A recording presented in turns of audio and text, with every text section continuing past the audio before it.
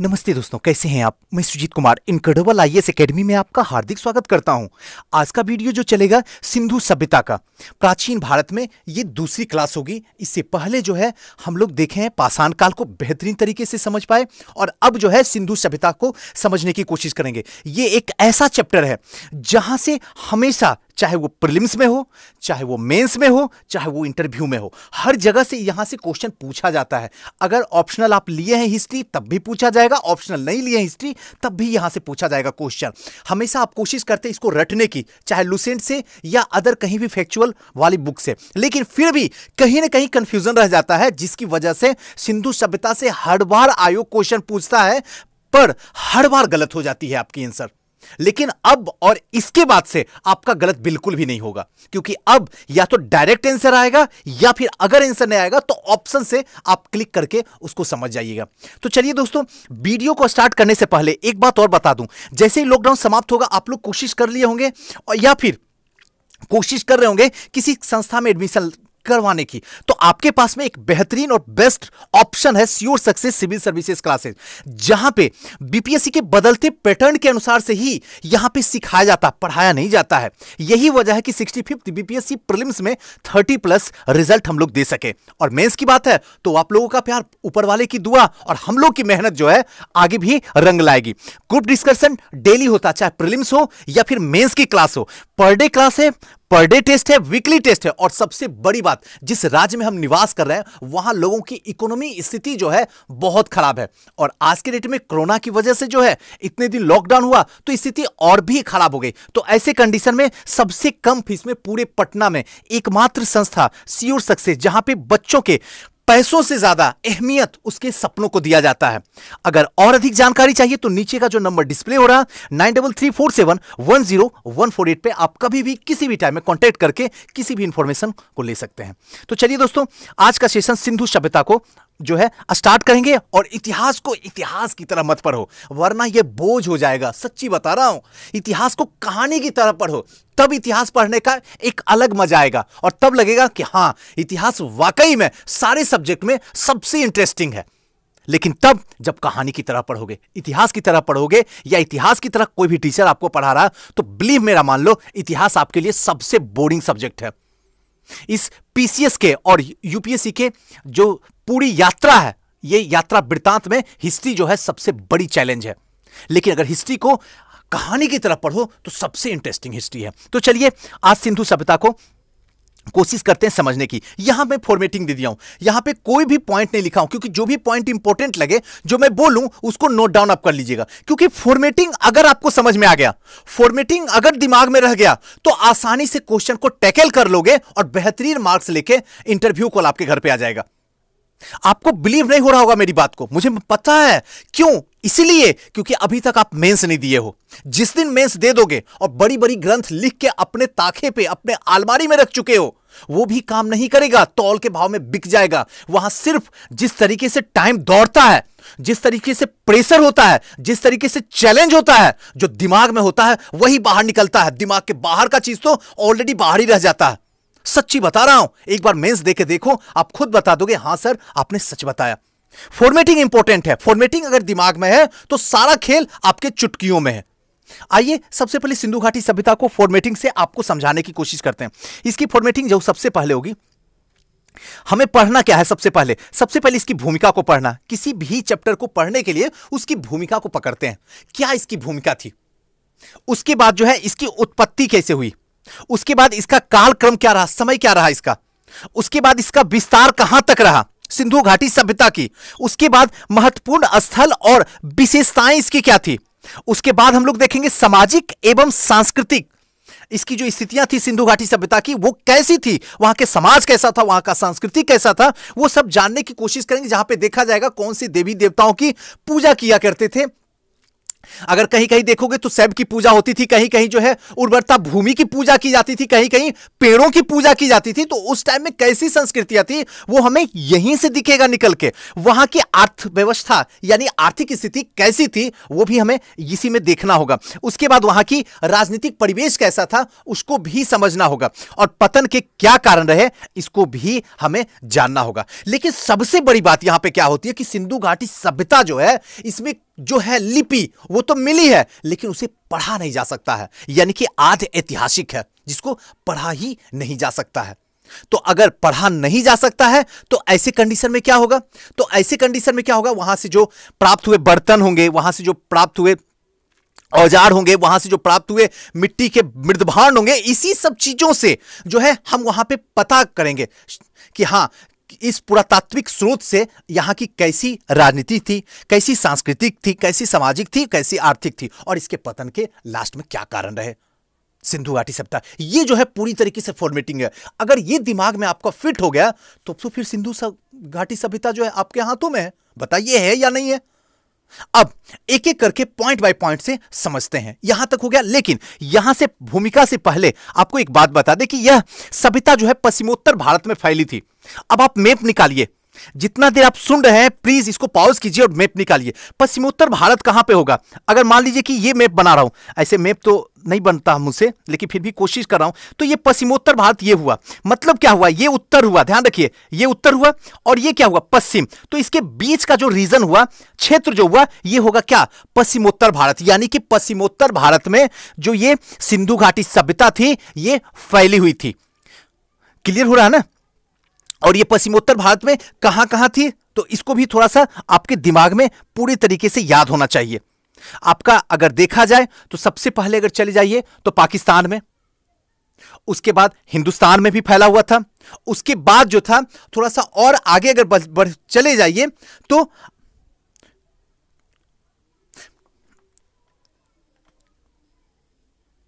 अफगानिस्तान वाला क्षेत्र जो है वहां भी इसका जो है फैलाव था। लेकिन उससे पहले थोड़ा सा चीज को समझने की कोशिश करते हैं, थोड़ा सा मैप बनाते हैं। कोशिश कीजिए कि इस टाइम में सॉरी, आपका जो क्षेत्र है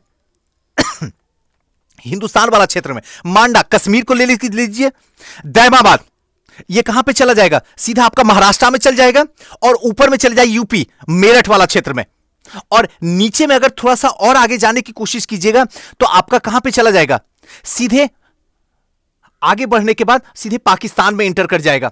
वो पाकिस्तान में बलूचिस्तान, जो कि पाकिस्तान के बलूचिस्तान वाला क्षेत्र में भी जो दक्षिण वाला क्षेत्र है वहां पे वो चला जाएगा, सिंध वाले प्रांत में चला जाएगा, और पंजाब वाला जो पाकिस्तान में पंजाब है उस वाले क्षेत्र में ये पूरा का पूरा जो है सिंधु घाटी सभ्यता फैला हुआ था। अब जाके मैप देखिए। अब इसी के इर्द गिर्द जो है दो जो सभ्यता थी उस टाइम में फैली हुई थी। एक जो थी मेसोपोटामिया की सभ्यता, जिसको कहते हैं या तो मेसोपोटामिया कहिए या सुमेरियन सभ्यता कहिए, और दूसरा जो थी वो मिस्र की सभ्यता थी। एकदम ध्यान से सुनिएगा, एक एक लाइन को पकड़ने की कोशिश कीजिएगा। आज के बाद जो है सिंधु घाटी सभ्यता आपको कहीं भी पढ़ने की जरूरत नहीं है, बस बात को सुनिए। दूसरा जो थी मिस्र की सभ्यता थी, जहां पे क्या था, आपका नील नदी के पास में ये जो क्षेत्र था फैला हुआ था। लेकिन इसमें थोड़ा सा कंफ्यूजन होता, कुछ लोग का मानना है कि जो सिंधु घाटी सभ्यता थी ये कहीं ना कहीं मेसोपोटामिया की ही देन थी। यहीं के लोग यहां आके इसी के अनुसार से बस के रह के और इस सभ्यता का विकास हुआ। लेकिन ये तो खैर भविष्य के गर्त में आगे चलने के बाद समझाने की कोशिश करेंगे। लेकिन मेसोपोटामिया का और मिस्र का दोनों की अगर सभ्यता को जोड़ दीजिएगा तो 12 गुना उससे ज्यादा जो सभ्यता थी वो किसकी थी, तो सिंधु घाटी सभ्यता थी। 12 गुना अगर मेसोपोटामिया की सभ्यता को भी जोड़ दीजिए और मिस्र की सभ्यता को, तो दोनों को जोड़ के उसके बाद भी 12 गुना बड़ा थी। अगर सिर्फ मिस्र की सभ्यता को जोड़िएगा जो कि नील नदी घाटी के पास में फैला हुआ था, तो उसके 20 गुना थी कौन, तो सिंधु घाटी सभ्यता। ये सब चीज थोड़ा सा जो है जब आप मेंस लिखिएगा तो ये सब चीज पॉइंट को आप डालिएगा ना तो अच्छा लगेगा, सामने चेक करने वाले को भी और आपको भी ज्यादा नंबर आने की हद तक चांस रहती है। आर्थिक रूप से यह असमृद्ध थी सिंधु घाटी सभ्यता जो है, आर्थिक रूप से यह असमृद्ध थी। कैसे है, जब आर्थिक क्षेत्र पर चले जाएंगे तब आपको अच्छे तरीके से बताएंगे। साथ साथ में सिंधु घाटी को जो है हड़प्पा की सभ्यता कहा जाता था। ध्यान रखिएगा, हड़प्पा की सभ्यता, सिंधु घाटी की सभ्यता, सरस्वती सभ्यता, प्रथम नगरीय क्रांति या फिर कांस्य युगीन सभ्यता, ये सारे के सारे जो है सिंधु घाटी सभ्यता को ही कहा जाता था। तो ध्यान रखिएगा, जब इसके एक एक पार्ट को आपको बताने की कोशिश करेंगे भूमिका में, अभी जस्ट बताएंगे क्या था हड़प्पा सभ्यता, क्या था सिंधु घाटी सभ्यता, क्या थी सरस्वती सभ्यता, क्या थी प्रथम नगरीय क्रांति और क्या थी कांस्य युगीन सभ्यता। ये सब कहीं ना कहीं एक ही है। जब आपको किताब में रहता है तो आपको कंफ्यूजन शुरू हो जाता जाता है, आपको याद ही नहीं होता है, आपका उसका पॉइंट उसमें, उसका पॉइंट उसमें, उसका पॉइंट उसमें, और कंफ्यूजन शुरू हो गया। लेकिन आज अभी इस वक्त के बाद में आपका कंफ्यूजन पूरी तरीके से बाहर निकलना चाहिए कि जो हड़प्पा सभ्यता है वही सिंधु घाटी सभ्यता है, जो सिंधु घाटी सभ्यता है वही हड़प्पा सभ्यता है, जो सरस्वती सभ्यता है वही सिंधु घाटी सभ्यता है, जो प्रथम नगरीय क्रांति है वही सिंधु घाटी सभ्यता का ये, हड़प्पा संस्कृति कहिए या सरस्वती सभ्यता कहिए, जो कांस्य युगीन सभ्यता है वही सिंधु घाटी सभ्यता है, वही हड़प्पा सभ्यता है। यानी कि अगर देखा जाए तो 5 के 5 जो नाम है, हड़प्पा, सिंधु और सरस्वती, प्रथम नगरीय क्रांति और कांस्य युगीन सभ्यता, ये सब के सब जो है कहीं ना कहीं एक ही नाम है। क्लियर हो रहा है ना? अब एक एक को आपको बताने की कोशिश करेंगे। आइए भूमिका से चलते हैं, इसकी भूमिका को देखते हैं और कोशिश, लेकिन देखिए इसको जो है हम 3 पार्ट में आपको बताने की कोशिश करेंगे। पहले पार्ट में यानी पहला क्लास जब शुरू होगा तो भूमिका को बता देंगे, उत्पत्ति कैसे हुआ इसको बता देंगे, कालक्रम बता देंगे, विस्तार बता देंगे। यह पहला क्लास में पूरा का पूरा खंड रहेगा जो कि बेहतरीन तरीके से आपके सामने रखेंगे, जिससे कि पूरा कॉन्सेप्ट क्लियर हो जाएगा सिंधु घाटी सभ्यता का। दूसरा क्लास जो हम लोग लेंगे उसमें टोटल का टोटल महत्वपूर्ण स्थल एवं उसकी क्या विशेषता थी सिंधु घाटी सभ्यता का, वो दूसरे क्लास में लेंगे। तीसरे क्लास में आपका सामाजिक एवं सांस्कृतिक, आर्थिक, राजनीतिक और सिंधु घाटी सभ्यता का पतन का कारण कैसे बना था। ऐसे तो बहुत जगह बहुत तरीके की बातें हैं, लेकिन मेन रूप से यह कहा जाता है कि बाढ़ की वजह से जो है सिंधु घाटी सभ्यता का पतन हो गया था। आगे कहानी क्या है वो आगे चलने के बाद बताएंगे। तो तीसरा पार्ट में हम आपको यही बताएंगे, यानी 3 क्लास में बेहतरीन तरीके से सिंधु घाटी सभ्यता का अंत करेंगे, जिसके बाद सिंधु घाटी सभ्यता के आयोग चाहे प्रीलिम्स में पूछे, चाहे मेंस में पूछे, चाहे इंटरव्यू में पूछे, कोई बताए या ना बताए आप जरूर बताइएगा। चलिए आते हैं इसकी भूमिका पे। भूमिका को भी थोड़ा फॉर्मेटिंग कर दिए। इसकी भूमिका में हम सबसे पहले जानेंगे क्या है हड़प्पा सभ्यता, क्या है सिंधु घाटी सभ्यता, क्या है सरस्वती सभ्यता, क्या है प्रथम नगरीय क्रांति और क्या है कांस्य युगीन सभ्यता। इन सबको एक एक करके समझने की कोशिश करेंगे। तो सबसे पहले यह जान लेते हैं कि भारत का जो इतिहास था पहले वैदिक काल से ही शुरू होता था, लेकिन जैसे ही हड़प्पा संस्कृति का उदय हुआ उसके बाद से सीधे 1500 से 1000 के आसपास जो है पीछे चला गया। यानी कि इसकी टाइमिंग जो थी 1500 से 1000 ईसा पूर्व, या कहिए 1000 से 600 ईसा पूर्व तक उत्तर वैदिक काल। वैदिक काल का जो टाइमिंग था 1500 से 1000 जो कि वैदिक काल था, और उत्तर वैदिक काल 1000 से 600 ईसा पूर्व तक जो है उत्तर वैदिक काल था। यहीं से हम लोग पढ़ते थे। लेकिन जैसे ही सिंधु सभ्यता आ गई उसके बाद से सीधा हमारा हिंदुस्तान 1000 साल पीछे भाग गया। हड़प्पा सभ्यता के बारे में सबसे पहले जो है 1826 ईस्वी में चार्ल्स मेसन ने बताया था। ध्यान रखिएगा, थोड़ा सा अगर कोई पॉइंट रहे लिखने का तो आप लिख सकते हैं पॉज करके वीडियो। अगर तेजी में भी आपको लिखना आता है तो लिखिए। तेजी से इसलिए बोलता हूं ताकि आदत भी पड़ जाए, इंटरेस्ट भी रहे और वीडियो में मजा भी आपको आता रहे। हड़प्पा सभ्यता के बारे में सबसे पहले जो हुआ, कभी कभी क्वेश्चन प्रीलिम्स में पूछ देता सबसे पहले किसने बताया, तो 1826 में चार्ल्स मेसन ने, जिसने पहली बार हड़प्पा के टीले की तरफ ध्यान आकर्षित किया था। वहीं पे जो टीला बना हुआ था उसकी ओर ध्यान दिया गया था, लेकिन इसको कोई भी उतना सीरियस कंडीशन में नहीं लिया, इसलिए उस टाइम में जो हड़प्पा है वो समाप्त हो गया था, उसकी पहचान नहीं की गई थी। आफ्टर दैट उसके बाद जो है 1853 से 56 जिस समय आपका रेलवे लाइन बिछाई जा रही थी, कहां से, तो कराची से लाहौर के बीच में रेलवे लाइन। अगर आपसे यहां पे मैं क्वेश्चन पूछ दूं कि जो समय में कराची से लाहौर के बीच में रेलवे लाइन बिछाई जा रही थी उस समय भारत का गवर्नर जनरल कौन था, तो क्या बताइएगा, कमेंट करके मुझे बता दीजिए, तब मैं जानूं कि हां सच में आप मेरा वीडियो देखते हैं और आपको समझ में आती है और आप जवाब भी देते हैं। कमेंट कीजिए। चलिए, जिनको नहीं आता है उनको मैं बता दूं, इनका नाम उस टाइम में जो गवर्नर जनरल थे वो लॉर्ड डलहौजी के टाइम में 1853 से 56 के बीच में जो है कराची से लाहौर के बीच में रेलवे लाइन बिछाई जा रही थी। ये कहानी बड़ी इंटरेस्टिंग है, सुनिएगा ध्यान से। इसी टाइम में रेलवे लाइन में क्या है, पत्थर डालने का काम हो रहा था, ईंट का जो प्रयोग हो रहा था इसी टीला से निकाल के जो है रेलवे लाइन में डाला जा रहा था। ध्यान रखिएगा, जिस समय रेलवे लाइन बिछाया जा रहा था, और ये कहां की है, तो पाकिस्तान की कहानी है, आपका कराची से लाहौर के बीच में। उस टाइम में जो था इसके इंजीनियर जो थे वो थे जॉन ब्रेटन और विलियम बेटन। ध्यान रखिएगा, जॉन बेटन या विलियम बेटन, इनको ब्रेटन बंधु भी कहा जाता है। इन्होंने जो है इसकी ओर आकर्षित किया था, ध्यान दिया था कि हाँ ये क्या है, ये हड़प्पा, लेकिन वो भी वहां पे नाकामयाब रह गए। वहां भी हड़प्पा की ओर किसी ने ध्यान नहीं दिया, या कहें तो सिंधु घाटी सभ्यता की ओर ध्यान नहीं दिया। हड़प्पा बोले, सिंधु घाटी सभ्यता बोले, सरस्वती सभ्यता बोले, प्रथम नगरीय क्रांति बोले या कांस्य युगीन सभ्यता बोले, सब इक्वल है। मैं बार बार इसलिए रिपीट कर रहा हूं ताकि आपके दिमाग में फिट हो जाए, कभी भी कंफ्यूजन ना रहे। पढ़ो ऐसे जैसे कंफ्यूजन ही खत्म हो जाए, तब तो सही है पढ़ना, वरना ये तमाशा करना हुआ। मेरे ख्याल से, हो सकता मैं गलत हूं, लेकिन मैं ये मानता हूं कि अगर पढ़ना है तो दिल से पढ़ो और ईमानदारी से पढ़ो। मजाक वाले लहजे में और कंफ्यूजन वाले गम में पढ़ाई नहीं होती है, ये फिर टाइम पास है और आपका रिजल्ट रुक जाएगा, सीधा सा बात है। अब यहां पे क्या है, रेलवे लाइन बिछाई जा रही है, वहां पे जॉन बेटन है और विलियम बेटन है, ध्यान देते हैं, लेकिन वहां पे ध्यान उस हद तक नहीं दिया जाता है जहां से इसको निकाल के हड़प्पा सभ्यता को या फिर कहे तो सिंधु घाटी सभ्यता को दुनिया के सामने रखा जाए। आगे चलकर 1921 में जॉन मार्सन जो है भारतीय पुरातत्व के सर्वेक्षण किया जाता है। उनके पुरातत्व सर्वेक्षण जो है, यानी कि जो है कहां पे कौन सा खोज होता है, उसके सर्वेक्षण विभाग के अध्यक्ष थे। उसी टाइम में दयाराम शाहिनी के द्वारा एक स्थल का खोज किया जाता है जिसका नाम दिया जाता है हड़प्पा, और इसी वजह से इसे हड़प्पा सभ्यता भी कहा जाता है। कि जो सबसे पहला खोज हुआ था, एकदम ध्यान से सुनिएगा मेरी बात, जो सबसे पहली खोज हुई थी वो हड़प्पा जगह की यानी नगर की खोज हुई थी, इसीलिए सिंधु घाटी सभ्यता को हड़प्पा सभ्यता भी कहा जाता है। अब क्लियर हो गया। पूरी सिंधु घाटी सभ्यता में उत्खनन हड़प्पा सभ्यता में ही कहा गया है। पूरे सिंधु घाटी सभ्यता में जो उत्खनन हुआ है, सिंधु घाटी सभ्यता। अब दूसरा पॉइंट है कि हड़प्पा सभ्यता क्यों कहा जाता है, ये तो समझ में आ गया कि पहली बार जो है हड़प्पा सभ्यता मतलब हड़प्पा नगर की खोज किया गया, इसलिए सिंधु घाटी सभ्यता को हड़प्पा सभ्यता भी कहा जाता है। अब आते हैं सिंधु घाटी सभ्यता, इसको क्यों कहा जाता है।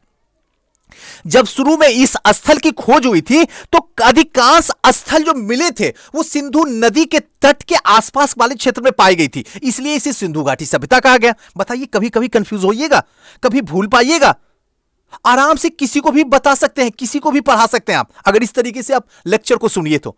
मतलब समझ में आ गया था ना। जितने भी उस टाइम में स्थल की खोज हुई थी, अधिकांश स्थल सिंधु नदी घाटी के आसपास के क्षेत्र में पाई गई, इसलिए इसे सिंधु घाटी सभ्यता नाम दे दिया गया। हड़प्पा इसलिए कि सबसे पहली बार जो क्षेत्र का खोज हुआ था दयाराम साहनी के द्वारा, वो हड़प्पा जगह का नगर का खोज हुआ था, इसलिए इसे हड़प्पा सभ्यता भी कहा जाता। दोनों कंफर्म हो गया। अब देखिए आगे चलकर इसी को, कहानी को आगे बढ़ाते हैं। आगे चलकर इसकी खनन किया गया, आगे चलकर फिर से खनन किया गया, तो आप देखिएगा यहां का ये वाला क्षेत्र देखिएगा, ये पूरा का पूरा क्षेत्र क्या है, गंगा वाला क्षेत्र है, ध्यान रखिएगा, गंगा ऐसे करके बहती है, और ये पूरा का पूरा क्षेत्र जो है वो किसका है, सिंधु का है। ध्यान रखिएगा, थोड़ा सा यहां पे देखिए स्क्रीन पे, सिंधु है और ये गंगा नदी है, और इसके बीच में जो है ये कौन है, ये सरस्वती नदी उस टाइम में बहती थी। सिंधु और गंगा नदी के बीच में लगभग 1100 स्थलों का खोज हुआ है, यानी कि इसके सिंधु और गंगा इसके बीच में टोटल के टोटल 1100 नगरों का खोज उस टाइम में हुई थी। सिंधु और गंगा नदी के बीच जो है पहले सरस्वती नदी बहा करती थी, ये इस दोनों के बीच में सरस्वती नदी, लेकिन आज के डेट में अब समाप्त हो गया। वैदिक काल में बिल्सन नामक स्थान था जहां पे सरस्वती नदी जो है विलुप्त हो गई थी।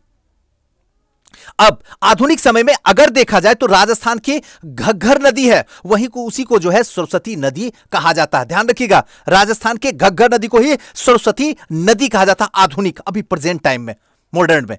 क्लियर हो रहा है। अब यह भी समझ में आ गया, इसीलिए इसे सरस्वती सभ्यता कहा जाता, क्योंकि अधिकांश जो है इसी के बीच में हुई, इसलिए सरस्वती सभ्यता भी हम सिंधु घाटी सभ्यता को कहते हैं। हो गया क्लियर। हड़प्पा पहली खोज हुई, इसलिए सिंधु घाटी अधिक से अधिक क्षेत्र जो है सिंधु नदी के किनारे मिला गया। सिंधु नदी और गंगा नदी के बीच में जो सरस्वती वाला क्षेत्र था, यहां सबसे ज्यादा क्षेत्र मिले थे, इसलिए इसे सरस्वती सभ्यता भी कहा जाता है। अब आते हैं नेक्स्ट जो है हमारा चौथा नंबर, प्रथम नगर क्रांतीय। क्रांतीय का मतलब क्या होता है, सबसे पहले यह समझिए कि प्रथम नगरीय क्रांति, यहां पे क्या लड़ाई झगड़ा हो, क्रांति मतलब हुआ बदलाव, परिवर्तन। मतलब क्या, नगरों का अभी क्या है, गांव है, गांव से क्या होगा, धीरे धीरे क्या हुआ, बदलते बदलते अर्धनगरीय हुआ, धीरे धीरे बदलते बदलते नगरीय हुआ, धीरे धीरे बदलते बदलते शहर में कन्वर्ट हुआ, फिर धीरे धीरे बदलते बदलते मेट्रो में कन्वर्ट हो जाता। ऐसे ही तो परिवर्तन हो रहा है ना। तो एक तरीके से परिवर्तन होना यानी क्रांति होना। जब तक क्रांति नहीं होगी तब तक परिवर्तन नहीं होगा, और जब तक परिवर्तन नहीं होगा तब तक आपके में क्या होगा, एक गति नहीं मिल पाएगी आगे बढ़ने की। इसलिए एक दूसरे से सब कोई एक दूसरे से क्या है, कनेक्ट है, यानी कि जुड़ा हुआ है। हड़प्पा सभ्यता में पक्के ईंट के बने होते थे, ध्यान रखिएगा एकदम ध्यान से। प्रथम नगरीय क्रांति क्यों कहते हैं, इसको थोड़ा सा समझने के लिए जो कुछ पॉइंट लिखना है तो आप लिख लीजिए, ठीक है ना। इस वाले पॉइंट पे आते हैं। प्रथम नगरीय क्रांति इसलिए कहते हैं क्योंकि जब हम देखते हैं कि हड़प्पा सभ्यता के में पक्के ईंट के बने होते थे, जो भी नगर होते थे पक्के ईंट के बने होते थे। नगर नियोजन प्रणाली बड़ी खतरनाक वाली थी, बड़ी अच्छी तरीके की थी। सड़क सुरक्षा था, नालियों की प्रणाली बनी हुई थी, जल का निकास की प्रणाली बनी हुई थी, सड़क सफाई पे ध्यान दिया जाता था।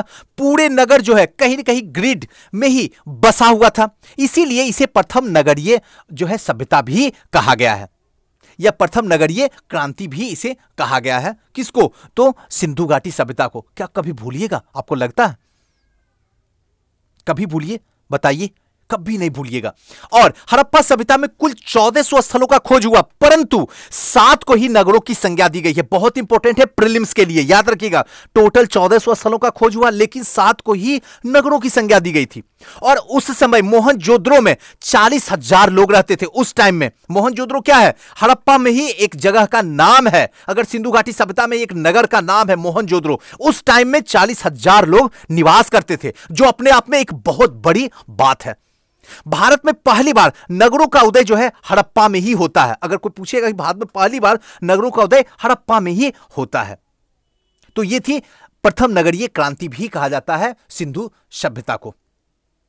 क्लियर है? नेक्स्ट आते हैं और अंतिम जो है भूमिका में कांस्य युगीन सभ्यता, इसको क्यों कहते हैं? मनुष्य पहली बार पत्थर का प्रयोग किया था। अभी पाषाण काल पिछले क्लास में मैंने पढ़ाया था, याद कीजिए। पत्थरों का ही बना हुआ था, पत्थरों के ही औजार बने हुए थे, पत्थरों के गुफाओं में ही रहा करते थे, पत्थरों से ही ये क्या करते थे, अपना जो है रहन सहन जो भी है, इसी सब चीजों से पत्थरों का ही प्रयोग सबसे ज्यादा होता था। और सबसे मजबूत अगर उस टाइम में कुछ था तो तांबा था, लेकिन तांबा से जो मजबूत था वो था कांसा, और तांबा और टीन को जोड़ के ही कांसा का निर्माण होता है, जो कि सबसे मजबूत होता था। इसीलिए उस टाइम को हम कहते हैं कांस्य युगीन सभ्यता, जहां पे कांसा यानी तांबा और टीन दोनों को मिला के कांसा को प्रयोग किया जाता था, जो कि सबसे मजबूत होता था पहली बार। इसलिए इस टाइम को, इस समय को, सिंधु घाटी सभ्यता को कांस्य युगीन सभ्यता भी कहा जाता है। बताइए, अब आपसे कभी कोई पूछे तो क्या कंफ्यूजन है आपकी जिंदगी में?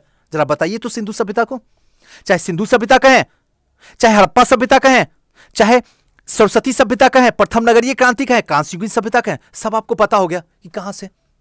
यही थी पूरी की पूरी इसकी पूर्ण रूप से भूमिका थी सिंधु घाटी सभ्यता की।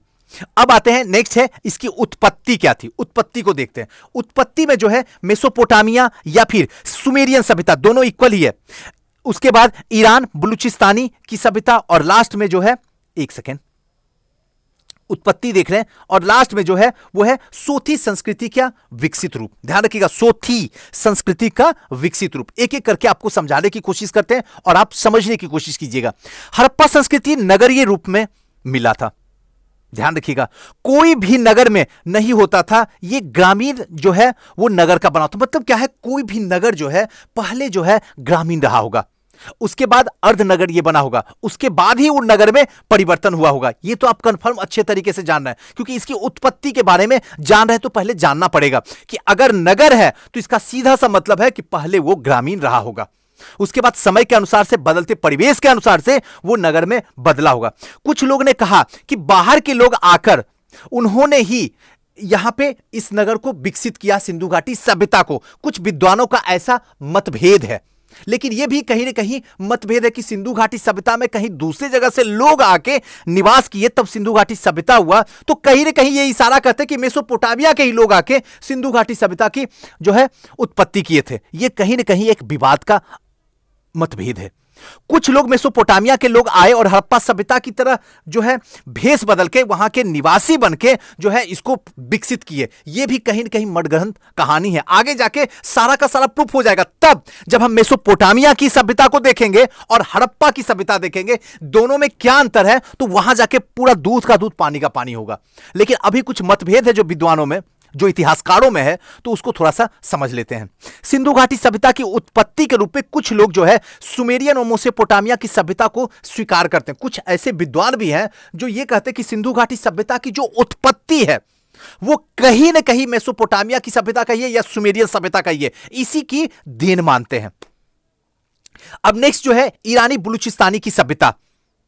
इसमें जो है डीपी अग्रवाल साहब हुए या फिर अमलानंद घोष हुए जैसे विद्वान जो है हड़प्पा संस्कृति को सोथी संस्कृति से का विकसित रूप मानते हैं। मतलब क्या है, इन लोग का मानना है अगर इससे पहले जो चले जाइए तो ईरानी बलूचिस्तानी सभ्यता, सॉरी ये तो सोथी संस्कृति का बता दिया आपको, डीपी अग्रवाल, अमलानंद घोष, लेकिन इससे पहले जो है यहां पे देखते हैं ईरानी बलूचिस्तानी सभ्यता। इसमें क्या है, आपके जो इतिहासकार हैं रोमिला थापर, इनका कहना कि हड़प्पा सभ्यता का विकास जो है ईरानी बलूचिस्तानी सभ्यता के द्वारा ही हुआ है, वरना हड़प्पा सभ्यता का कोई विकास नहीं, या फिर कहीं सिंधु घाटी सभ्यता का कोई विकास नहीं है। आगे चलने के बाद कुछ विद्वानों का ऐसा मानना है कि हड़प्पा संस्कृति का विकास जो हुआ है सोथी संस्कृति के विकसित रूप में हुआ है, जिनमें डीपी अग्रवाल है, अमलानंद घोष है जैसे विद्वान ये बात को स्वीकार करते हैं। अब यहीं पे जो है कुछ ऐसा माना जाता है जिसको हम एक दूसरे से अलग करके समझने की कोशिश करते हैं, जिससे कि आसानी से हमें यह चीज को समझ में आ जाए। जैसे विदेशी उत्पत्ति का मत कुछ ऐसे हैं, जैसे गार्डन चाइल्ड हो गया, क्रेमर हो गया, जॉन मार्शल हो गया, डीडी कोशाम्बी हो गया, एचडी सांडियाल हो गया, लियोनार्डो कली हो गया, ये सब का कहना कि हड़प्पा सभ्यता की उत्पत्ति जो है मेसोपोटामिया के लोग ने किया था, जो कि विदेशी उत्पत्ति, ये सब जो है राइटर हैं, विदेशी राइटर जो हैं, जो मतलब इतिहासकार हैं, ये सब का कहना है कि कहीं ना कहीं हड़प्पा सभ्यता की जो विकास हुआ है वो कहीं ना कहीं उत्पत्ति मेसोपोटामिया के लोग ने किया है। वहीं दूसरी ओर जो है अगर देखा जाए तो सोथी संस्कृति का विकास जो है, सोथी या फिर कहिए तो ईरानी बलूचिस्तानी वाला जो अभी कहानी बताया दूसरा वाला, तो इसमें कहीं ना कहीं फेयर सर्विसेज, रोमिला थापर ये मानती है कि इसका जो विकास है, ओरिजिन है, वो कहीं ना कहीं ईरानी बलूचिस्तानी की सभ्यता माना जाता है। और लास्ट में जो है सोथी संस्कृति का विकास जो है 1953 में अमलानंद घोष के द्वारा राजस्थान में किया गया था। याद रखिएगा, थोड़ा प्रीलिम्स के लिए इंपॉर्टेंट है, सोथी संस्कृति का विकसित रूप जो है अमलानंद घोष के द्वारा 1953 में, ध्यान रखिएगा 1953 में इसका विकास हुआ। अब एक दूसरे से यहां पे ध्यान रखते हैं कि एक दूसरे से थोड़ा सा मैच करवाते हैं ताकि दूध का दूध पानी का पानी हो जाए, कि आखिर मेसोपोटामिया की सभ्यता में सबसे ज्यादा कम मोड़ है, कि इसकी बदौलत ही हड़प्पा सभ्यता का जो है उत्पत्ति हुई है, या कहे तो सिंधु घाटी सभ्यता की उत्पत्ति हुई, कैसे। अब दोनों में अगर लिखना चाहे तो आप नोट कर लीजिए, मेसोपोटामिया और सिंधु घाटी सभ्यता। सबसे पहले सिंधु घाटी सभ्यता जो थी नगरीय सभ्यता थी, जबकि मेसोपोटामिया की सभ्यता जो थी अर्धनगरीय थी, ग्रामीण थी। अब सिंधु घाटी सभ्यता जो है वो सर के समकोण पर काटती थी, यहां बता दूं आपको, समकोण पे ऐसे करके काटती थी सर के। और जबकि अगर आप देखिए तो मेसोपोटामिया में जहां कहीं करे उस तरीके से सड़क काटती थी, समकोण पे नहीं थी, जैसे काटना वैसे काट देती थी। वहीं दूसरी तरफ अगर सिंधु घाटी सभ्यता में देखते हैं तो यहां पक्की ईंटों का प्रयोग किया गया है, और जबकि मेसोपोटामिया में ईंटों का प्रयोग नहीं किया गया है, या कहें तो किया भी गया कुछ मात्रा में, तो कच्ची ईंटों का प्रयोग किया गया, पक्की ईंटों का तो दूर तक इसका कोई प्रमाण नहीं है। जहां सिंधु घाटी सभ्यता में जल निकासी की अच्छी प्रणाली थी, वहीं जल निकासी की अच्छी प्रणाली मेसोपोटामिया में नहीं थी।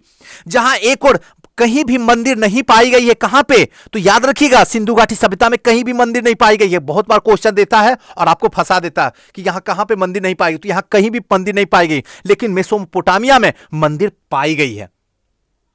एक और जहां पे सिंधु घाटी सभ्यता की लिपि जो है चित्रात्मक है, जहां पे मछलियों का चित्र बना हुआ होता है, और उसी तरीके से अगर हम देखते हैं मेसोपोटामिया में तो यहां लिपि जो है वो क्या है, सॉरी, नुकीला, ध्यान रखिएगा, नुकील नुमा है, मतलब क्या कील की तरह, कील नुमा है, ध्यान रखिएगा, एक तरफ चित्रात्मक है तो दूसरी तरफ कील नुमा है। यहां पे जो है मोहरे वर्गाकार है तो वहां पे जो है वो बेलनाकार मोहरे हैं, तो कहीं ना कहीं एक जगह से दूसरे में मैच ही कुछ नहीं कर रही है। तो इसका कैसे माना जा सकता है कि मेसोपोटामिया का ही देन है सिंधु घाटी सभ्यता, दूर तक है नहीं। सब विद्वानों का यह मत है। अब यहां पे एक चीज ध्यान रखिएगा, एक चीज आपको इसमें नहीं समझ में आया होगा, वो मोहरे, मोहरे क्या होता था, जब भी व्यापार वाणिज्य होता था तो जिस देश से अपना व्यापार होता था वो कुछ जो है मोहरे लेके आते थे और उसके बदले में मोहरे देते थे, उसके बदले में जो भी व्यापार वो करते थे वो खरीद के ले जाते थे, इसी को यहां पे मोहरे कहा गया। क्लियर है ना। अब यहां पे अगर देखा जाए तो नगरीय पद्धति, जीवन शैली, लिपि, ये सारे के सारे अलग हैं, और इस प्रकार दोनों सभ्यता एक दूसरे से बिल्कुल भी अलग है, एकदम अलग है, एक जैसा है ही नहीं है। व्यापार में उन्नति थी दोनों में ही, लेकिन एक दूसरे में अलग था। अब सोथी संस्कृति पर थोड़ा सा ध्यान देते हैं, इस पे भी थोड़ा सा ज्यादा चर्चा सोथी संस्कृति का विकसित रूप में। यहां पे अगर देखा जाए तो यहां पे जो है पीपल के पत्ते मिट्टी पे पाए गए हैं सोथी संस्कृति में, और अगर हड़प्पा में देखते हैं तो वहां भी पीपल के पत्ते मिट्टी पे पाए गए हैं। जहां पे सोथी संस्कृति में रस्सी मिली है तो हड़प्पा में भी देखने को मिलता है कि यहां भी रस्सी के प्रमाण मिले हैं। यहां पे बर्तन में लाइनदार है, लाइन बना हुआ है, तो अगर देखें हड़प्पा में तो वहां भी लाइन बना हुआ है। तो इस तरीके से कहते हैं इन लोगों के द्वारा जो है हड़प्पा संस्कृति का जन्म माना जाता है, जो कि दूर तक नहीं है ऐसा। सिंधु घाटी सभ्यता के स्थल धीरे धीरे आगे बढ़े, व्यापार भी बढ़ा, बाजार भी बना, व्यापार वाणिज्य के दम पर उन्नति संस्कृति का विकास भी होता है।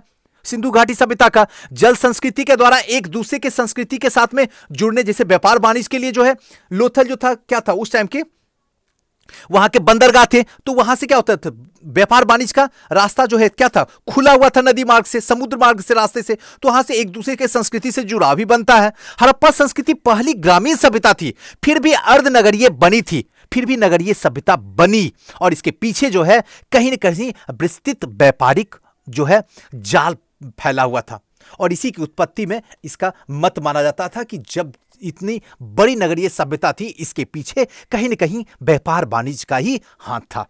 क्लियर हो रहा? कुछ कंफ्यूजन है तो आप हमें कमेंट कीजिएगा, हम उसका जरूर रिप्लाई करेंगे। क्लियर हो गया? तो इस तरीके से अगर देखा जाता है तो कहीं दूर तक कहिए तो सिंधु घाटी सभ्यता कहिए, हड़प्पा सभ्यता कहिए, या सरस्वती सभ्यता कहिए, दूर तक मेसोपोटामिया या फिर मिस्र की सभ्यता से, या फिर कहें तो सोथी संस्कृति की विकसित रूप से, या फिर ईरानी बलूचिस्तानी सभ्यता से दूर तक मैच नहीं खाता है। इस तरीके से यह प्रूफ होता है। अब आते हैं इसके कालक्रम में। क्लियर हुआ? यहां तक कोई प्रॉब्लम तो नहीं है ना? यह बड़ा आसान है। क्लियर हो गया ना? अब यहां आते हैं कालक्रम में। अब इसके कालक्रम में किसकी? तो हड़प्पा की कहिए या फिर सिंधु घाटी सभ्यता की कहिए, कालक्रम समय, इसमें बड़े कंफ्यूजन है, क्योंकि इसमें जो है इसको दो रूपों में देखते हैं, लिपि को ना पढ़ा जाना और उत्खनन जो है लंबत में समस्या आ रही है। अब देखिए दोनों चीज को आपको समझाने की कोशिश करता हूं। लिपि का ना पढ़ा जाना यानी कि आदि ऐतिहासिक सभ्यता है, यहां लिखी तो है, लिपि तो है, लेकिन इसे पढ़ा नहीं जा सकता है। सीधी सी बात है, जब यहां पढ़ा नहीं जा सकता है तो इसकी वजह से क्या है, यहां की राजनीतिक, यहां की आर्थिक, यहां की सामाजिक, यहां की सांस्कृतिक जो है पुरातात्विक पे ही हम क्या होंगे, डिपेंडेंट होंगे, क्योंकि अच्छे तरीके से समझ नहीं आएगा। और पुरातात्विक में स्थलों से, अन्नागारों से, स्नानागारों से, मोहरों से, औजारों से यह अनुमान लगाया जाएगा कि हां वहां की संस्कृति कैसी थी, वहां की सामाजिक कैसी थी, वहां की धर्म कैसा था, वहां का जो समाज था वो किस तरीके से था, वहां की व्यापार वाणिज्य कैसी थी। ये सब जो है हम कहीं ना कहीं पुरातात्विक से ही लगा पाएंगे, साहित्यिक से कुछ भी नहीं लग पाएगा, क्योंकि ये पढ़ी नहीं जा सकती है। तो पहला पार्ट हुआ लिपि में। क्लियर हो रहा? दिमाग पे एकदम जोर मत डालिएगा, बस मजे के लिए पढ़िए, फिर देखिए आपको इतिहास खुद ही मजा दे देगा। अब दूसरा है कि उत्खनन लंबत। लंबत मतलब समझे इस तरीके से उत्खनन होते हुए जा रहा, ध्यान रखिएगा, एकदम नीचे जमीन की ओर जा रहा। एक खुद उत्खनन लंबे होता है और एक उत्खनन जो होता है इस तरीके से सीधे जमीन के अंदर से भागा जाता है। ये तो क्लियर हो रहा है डायग्राम। अब देखिए जैसे जैसे नीचे की ओर लंबत की ओर जा रहा तो कहीं एक जगह क्षेत्र नगर मिलता है। क्लियर समझिएगा? हड़प्पा सभ्यता की या फिर कहिए तो सिंधु घाटी की सभ्यता की एक जगह यहां पे नगर मिला, उसके बाद आगे चलने के बाद पानी मिल जाता है, फिर आगे बढ़ने के बाद एक और नगर मिलता है, फिर पता चलता आगे जाने के बाद पानी मिल जाता, तो अंतिम तक हम जा ही नहीं पाते हैं। बहुत बड़ी समस्या है, बहुत बड़ी समस्या है। इसके साथ साथ में अगर हम सामने करते हैं, बाय चांस कहिए कि सर अगर सामने उत्खनन कर दिया जाए तो सामने अगर करते हैं इसका उत्खनन तो ऊपर में जो क्या है क्षेत्र ऑलरेडी एक सभ्यता बसी हुई है, अभी प्रेजेंट में वर्तमान में क्या है वो भी तो एक सभ्यता ही है, वहां पे जो लोग बसे हुए हैं ये सारे को सारे खत्म किया जाएगा। मतलब क्या है, एक गड़े हुए मुर्दा जो सभ्यता है उसको हटा के यानी उसको निकालने के लिए हम जो अभी विकसित है सभ्यता उसको बर्बाद कर दें, यह संभव है नहीं। अब इसके लिए जो है C14 से ही हम उपयोग कर सकते हैं, उसी के द्वारा हम देख सकते हैं और यहीं से प्रमाण मिल सकता है। और यही वजह होता है कि हड़प्पा सभ्यता इसी दो वजह से, एक तो पहला है लिपि का ना पढ़ा जाना और उत्खनन लंबे में समस्या, इसी दो वजह से है कालक्रम सही तरीके से नहीं अभी तक ज्ञान हो पाया। हर जो भी इतिहासकार हैं अलग अलग मत दिए हैं, अलग अलग समय दिए हैं, उसी को लेके हम आगे की ओर बढ़ते हैं। कुछ मत जो है उसको ध्यान रखिएगा, क्योंकि हर बार क्वेश्चन पूछा जाता है यहां से प्रीलिम्स में। तो अगर नोट कर सकते तो आप नोट कर दीजिए। सबसे पहले जो है फादर एच हैरास, इन्होंने हड़प्पा का विकास जो है 6000 ईसा पूर्व बताया है। दूसरा है जॉन मार्शल, 3250 से 2750 ईस्वी बताया। नोट करिएगा तो कर लीजिए, बहुत इंपॉर्टेंट है, हमेशा प्रीलिम्स में पूछता। हड़प्पा का जो विकास बताया 3250 से 2750। तीसरा जो है मार्शल ने ही यही बताया था, यहां पे मार्शल ने ही खोज किया था। कौन से, याद कीजिए, कमेंट करके मुझे बताइए, मैं आगे बता चुका हूं। मार्शल ने ही मोहनजोदड़ो जो नगर था उसको खोज किया था। उन्होंने ही बताया था कि मोहनजोदड़ो जो है 7 बार डूबा था, यानी कि बाढ़ आई होगी तभी तो डूबा होगा, दिमाग लगाइए। तो 7 बार, तो याद रखिएगा मार्शल मोहनजोदड़ो नगर को क्या किया था, खोज निकाला था, और 7 बार यह नगर डूब चुका था। तो मार्शल, जॉन मार्शल बहुत इंपॉर्टेंट है, इसको याद रखिएगा, क्वेश्चन पूछता है 3250 से 2750। आगे चलने के बाद माधव स्वरूप वत्स 3200 से 2700 ईसा पूर्व मानते हैं। ध्यान रखिएगा, माधव स्वरूप वत्स जो है 3500 से 2700 ईसा पूर्व। उसके बाद है नेक्स्ट चौथे नंबर मेके महोदय 2800 से 2500 ईसा पूर्व मानते हैं समय, 2800 से 2500 ईसा पूर्व समय मानते हैं। उसके बाद है मार्टियर व्हीलर जो 2500 से 1500 ईसा पूर्व मानते हैं, बहुत इंपॉर्टेंट है, ये नोट डाउन कर लीजिए आप। मार्टियर व्हीलर 2500 से 1500 ईसा पूर्व हड़प्पा का टाइमिंग बताते हैं। और रेडियो कार्बन की जो विधि है उसके अनुसार से 2350 से 1750 जो सबसे इंपॉर्टेंट है, नोट डाउन कर लीजिए आप। रेडियो कार्बन की जो है 2350 से 1750 ईस्वी हड़प्पा का जो है विकास माना जाता है। नेक्स्ट है डीपी अग्रवाल साहब 2300 से 2700 ईसा पूर्व मानते हैं। और फेयर सर्विस जो कि 2000 से 1500 ईसा पूर्व, ये भी इंपॉर्टेंट है, ध्यान रखिएगा, फेयर सर्विस 2000 से 1500 ईसा पूर्व तक मानते हैं। क्लियर है।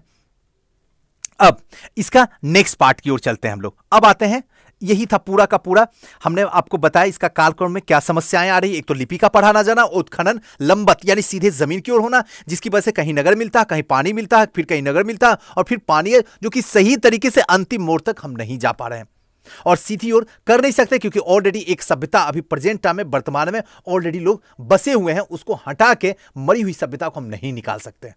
तो यह भी एक समस्या है, और इस समस्या का समाधान फाइनली साइंस टेक्नोलॉजी ही कर सकता है, दूसरा कुछ भी नहीं कर सकता है। अब आते हैं इसके विस्तार को समझते हैं। इसका विस्तार क्या था, सिंधु घाटी सभ्यता का कहें या फिर हड़प्पा सभ्यता का विस्तार क्या था। स्वतंत्रता के पहले जो है 40 स्थलों की खोज हुई थी सिंधु सभ्यता में। स्वतंत्रता पहले 1947 से पहले जो है 40 स्थानों का ही सिर्फ खोज हुआ था हड़प्पा में।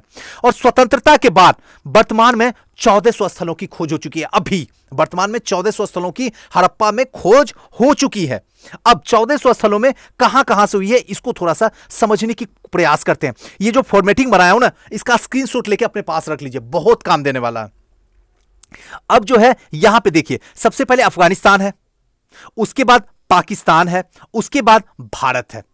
इन 3 जगहों से हुआ है। अब यहां पे एक चीज थोड़ा सा मैंने नहीं लिखा हूं, आप लिख लीजिए प्लीज। यहां पे 2 जगहों का हुआ है खोज, एकदम नोट डाउन कर लीजिए। यहां पे 475 नगरों का खोज हुआ, कहां पे, पाकिस्तान में। और भारत में सबसे ज्यादा 925 नगरों का खोज हुआ है। और 925, एक चीज और ध्यान रखिएगा कि भारत में 925 सिंधु घाटी सभ्यता का खोज हुआ, उसमें सबसे ज्यादा भारत के किस राज्यों में हुआ है, तो याद रखिएगा यहां पे गुजरात, ध्यान रखिएगा गुजरात में सबसे ज्यादा जो है सिंधु घाटी सभ्यता के नगरों का खोज हुआ है। क्लियर हो गया। अब आते हैं एक एक करके समझते हैं।